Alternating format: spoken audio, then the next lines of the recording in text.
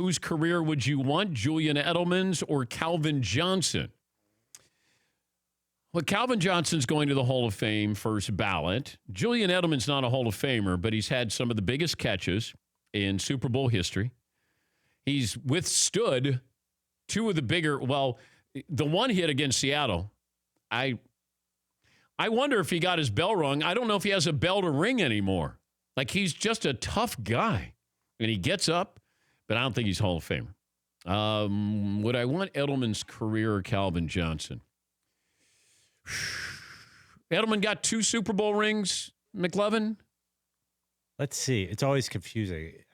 He would have Falcons and Seahawks. Yeah. So he had the unbelievable catch against the Falcons. He was vital to both wins. Yes, he was. Man. Calvin Johnson played in 2 postseason games. Yeah. Calvin Johnson had the single best season of any receiver in history.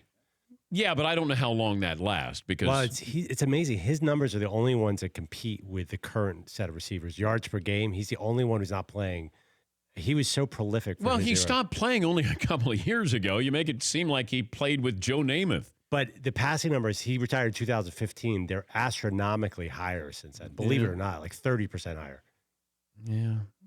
Calvin Johnson was also the baddest man in the NFL at one point. I know, but Paulie is trying to weigh winning over, being labeled the best receiver, one of the best receivers of all time. Julian Edelman has the second most postseason catches in history, only to Jerry Rice. Postseason catches, second to Jerry Rice. Yes, no one's ever going to say Julian Edelman's career was a disappointment.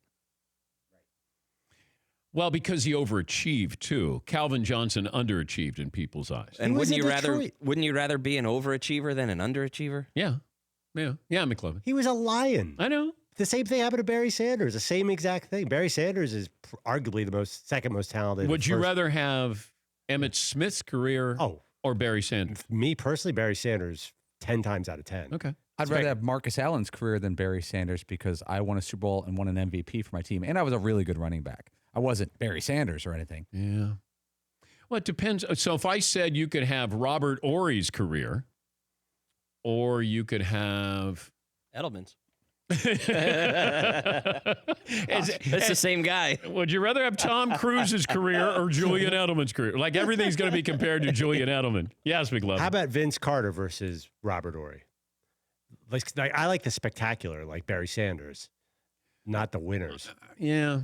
Robert Ory was barely even a starter. I know he had a lot of great moments and shots and got a lot of rings, but he wasn't as vital week to week as Edelman was week to week over the Patriots run. Yeah, but Oreo hit some of the biggest shots in NBA history. Sure did.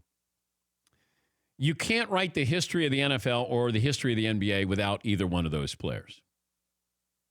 I can write the history of the NBA without Vince Carter. We're getting sidetracked here.